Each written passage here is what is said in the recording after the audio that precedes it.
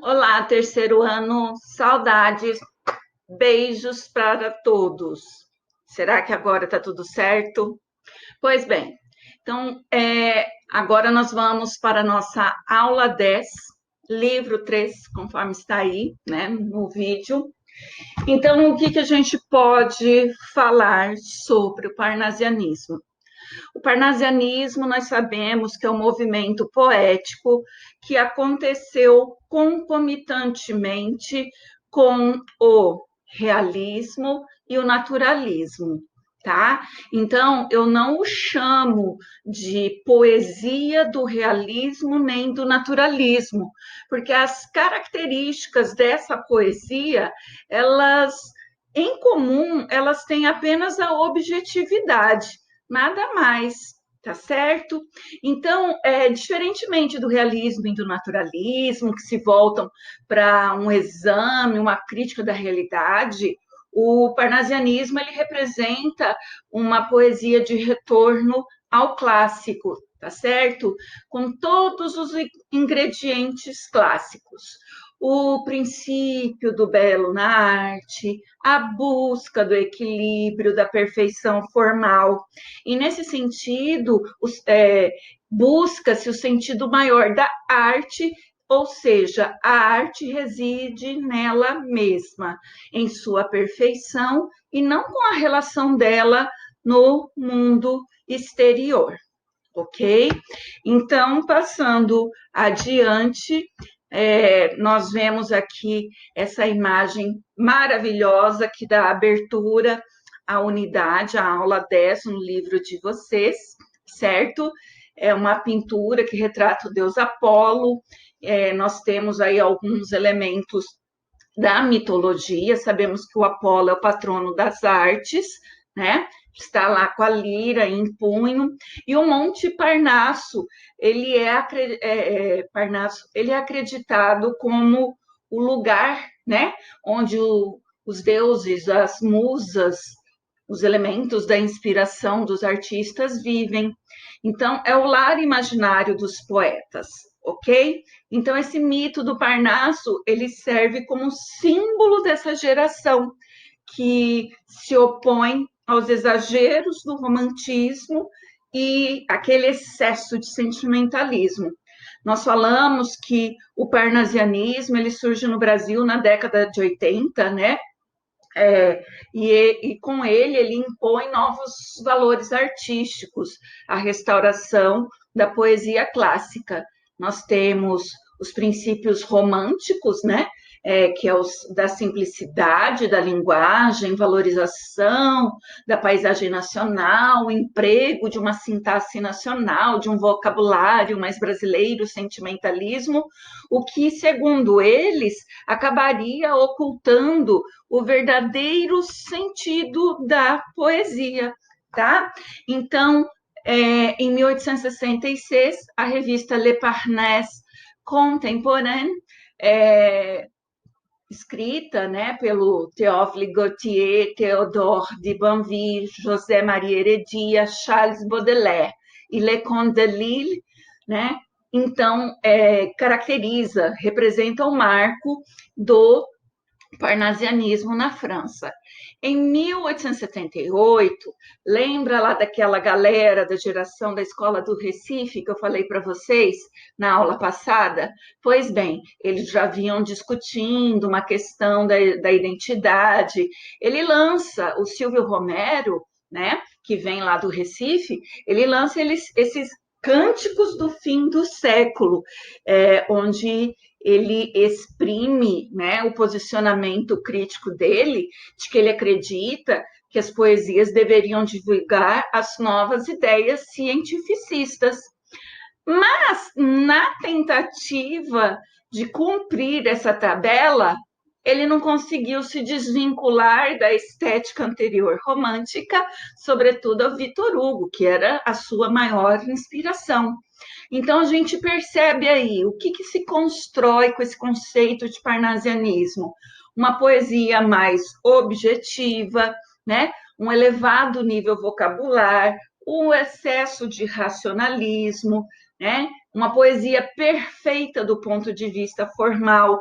Então, nós tivemos aí os primeiros Gonçalo Crespo e Arthur de Oliveira arranhando esse movimento que seria representado, né, por esses caras aqui. No caso, Luiz Guimarães Júnior, com sonetos e rimas, né? Olha lá, né? O nosso parnasianismo na década de 80. Teófilo Dias, Raimundo Correia, Alberto Oliveira e Olavo Bilac. Então, para pensar. Nós temos, veja que essas pessoas que estão aqui nessa tela, eles são contemporâneos. Raimundo Correia, Alberto de Oliveira e Olavo Bilac, eles são a tríade, né? Eles são os monstros sagrados do parnasianismo, cada um por uma característica, tá? Mas nós tivemos ainda poetas expressivos como Vicente de Carvalho, e Francisca Júlia. Mas olha ali Machado de Assis, olha ali Arthur Azevedo. Então você vê que essas pessoas são contemporâneas. E no caso de Raimundo, Alberto, Olavo, Machado de Assis, Arthur, eles foram sócios e membros, né, fundadores da Academia Brasileira de Letras. Então, quando eu falo do parnasianismo, eu vou pensar numa poesia altamente objetiva, de elevado nível vocabular, com erudição. Entre a palavra do senso comum, a palavra coloquial e a palavra culta, a palavra erudita, entre o culto e o erudito, eu busco o erudito, né? Eu busco o emprego da razão, eu busco a perfeição do ponto de vista da forma. Que forma? Preferencialmente os versos alexandrinos.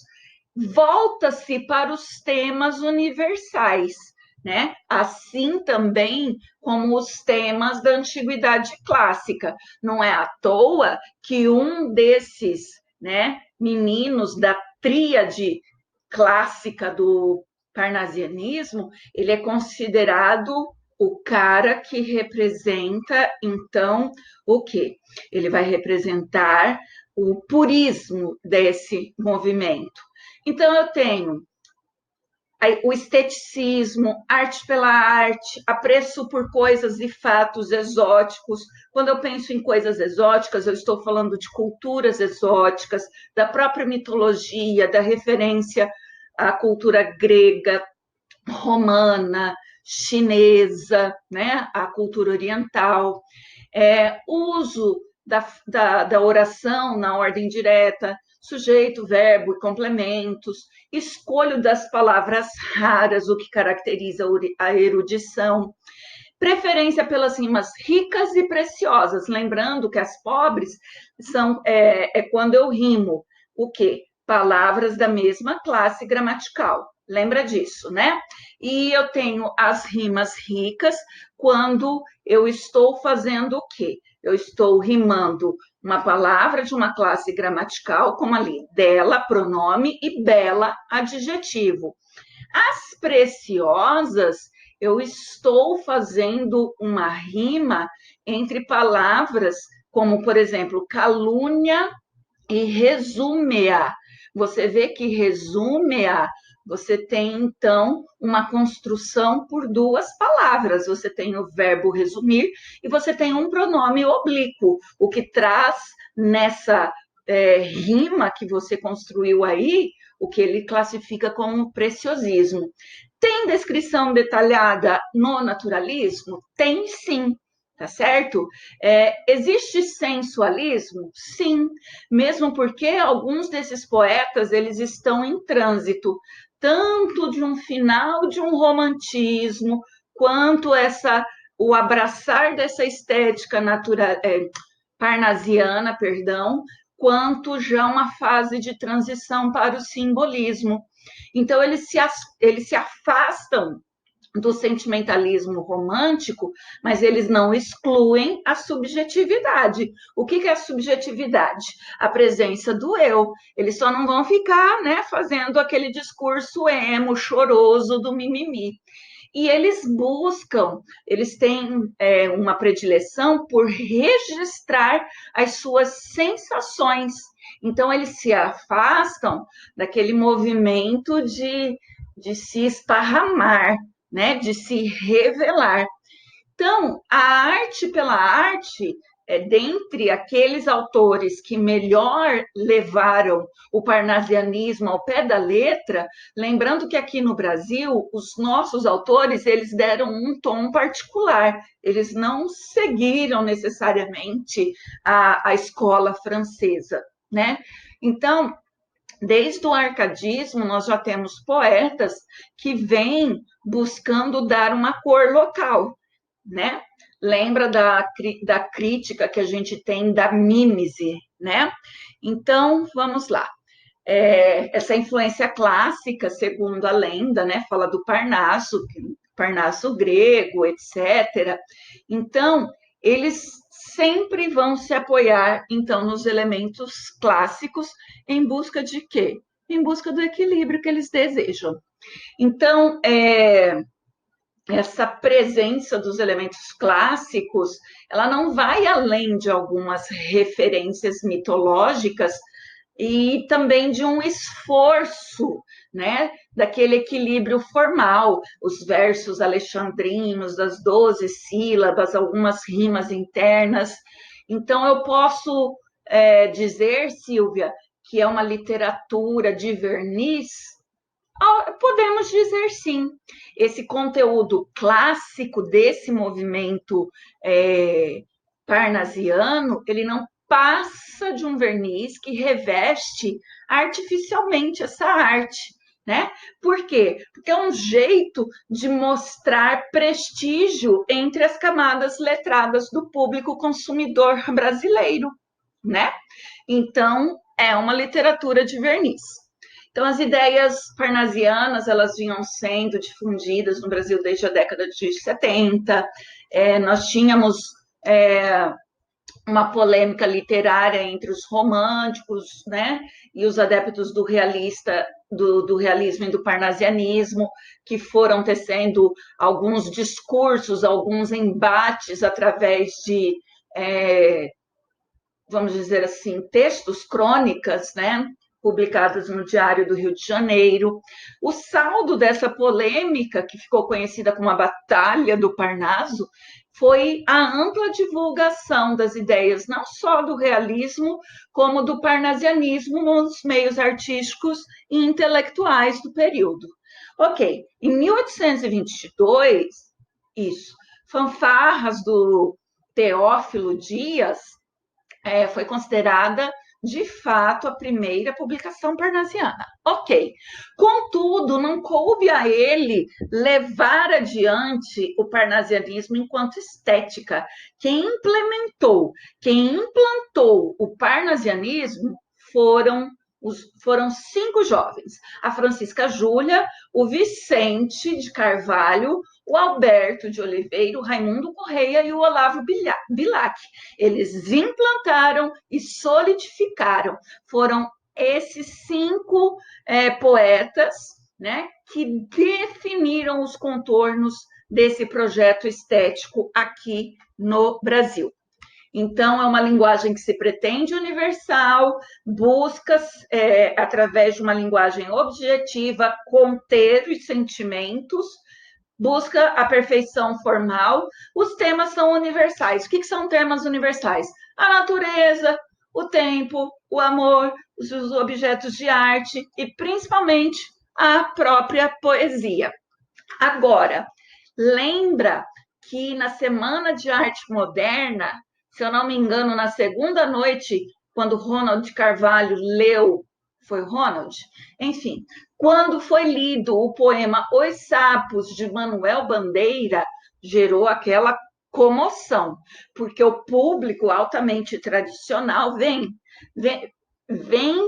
e olha para a cena. Você tem toda uma geração que estudou na cartilha tradicional.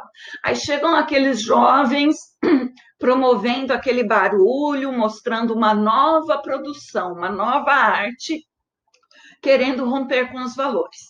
Aí você tem um Oswald de Andrade que fala do seguinte, que lá no manifesto, né, da poesia pau-brasil, ele faz críticas contundentes, ferinas, aos poetas parnasianos, né? Então, quais são as críticas? O excesso de rigidez formal desses poetas e a falta de liberdade no ato da criação poética. Ele dizia, ironicamente, o seguinte: só não se inventou uma máquina de fazer versos, já havia o poeta parnasiano. Por quê? De tudo que a tecnologia podia inventar, só não se inventou uma máquina de fazer versos, porque para isso já existia o poeta parnasiano. Fica aí a crítica.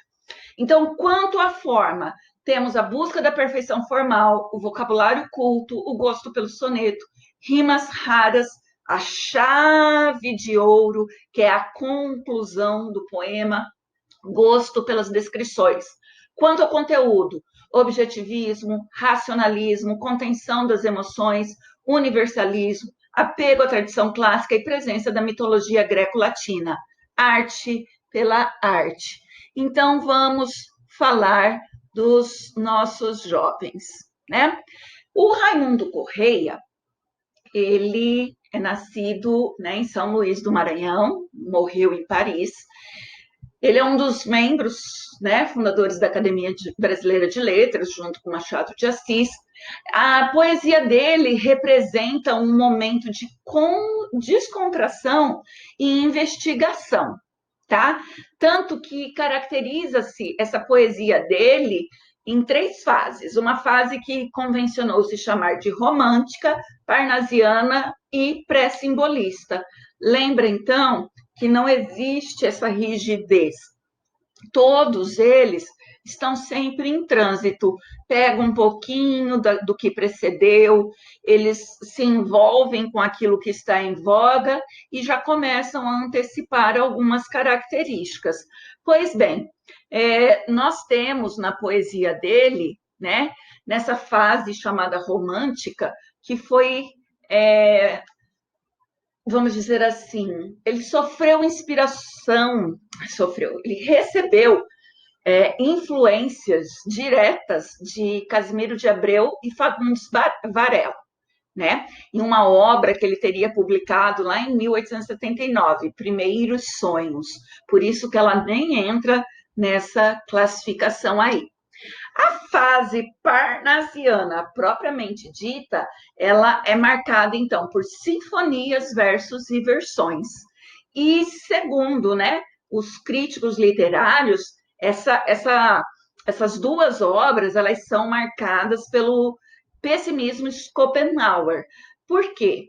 O que a gente lembra de Schopenhauer? Ele é um filósofo alemão que defendia a ideia de que todas as dores e males do mundo, elas provêm da onde? De onde, gente? Da vontade de viver, né? Então, assim, uma outra temática desenvolvida nessas duas obras, reflexões de ordem moral e social. O que mais que a gente tem? Depois, a fase pré-simbolista, aleluias e poesias, já tem também, já tem não, ainda demonstra o pessimismo diante da sua condição humana, né? E ele busca refúgio onde? Na metafísica e na religião. Então, vocês veem que, diante dos grandes questionamentos, a religião e a metafísica, elas sempre são aliadas, né? O ser humano sempre busca uma resposta, as pessoas estão sempre em busca de respostas. Então, nesse quadro aqui, dessas últimas obras dele, que já tem um caráter pré-simbolista, com um valor, com uma atitude pessimista, de uma reflexão, de uma pegada metafísica espiritualista, a gente tem uma linguagem carregada de melodia e sinestesia, ok? Temos ainda Alberto de Oliveira. Esse é considerado o líder. Como assim o líder? O cara, ele levou o parnasianismo como um projeto. Ele é o que menos se afastou das características. Então, ele é considerado o mais parnasiano de todos os poetas brasileiros. Ele é conhecido como o líder, como o mestre. Lembrando da cor local, ele também foi um fundador e membro da Academia Brasileira de Letras, formou-se em farmácia, frequentou medicina, um curso onde ele conheceu o Olavo Bilac, mas os dois abandonaram o curso, né? E aí, então, nós temos canções românticas que têm uma pegada ainda que não representa totalmente esse viés parnasiano, e nós temos, né, a partir de meridionais e sonetos e poemas, então, as obras-primas dele. Por que ele é chamado de mestre? A poesia dele é considerada fria, intelectual, com um gosto acentuado pelo preciosismo formal e linguístico. É a erudição. Ele é um mestre da erudição. Então, nós temos, por exemplo, ele é o cara que defendia a arte pela arte. Ele é o cara que preferia buscar a inspiração nos modelos clássicos, ok? Quem que ele tomava como modelo clássico? Poetas barrocos e os árcades portugueses. Então, naquele momento do Brasil, enquanto nós tínhamos lutas pela abolição, pela república, qual era a postura dele? Ele dizia assim: eu hoje dou de ombros, pouco me importa guerra ou paz, não leio os jornais.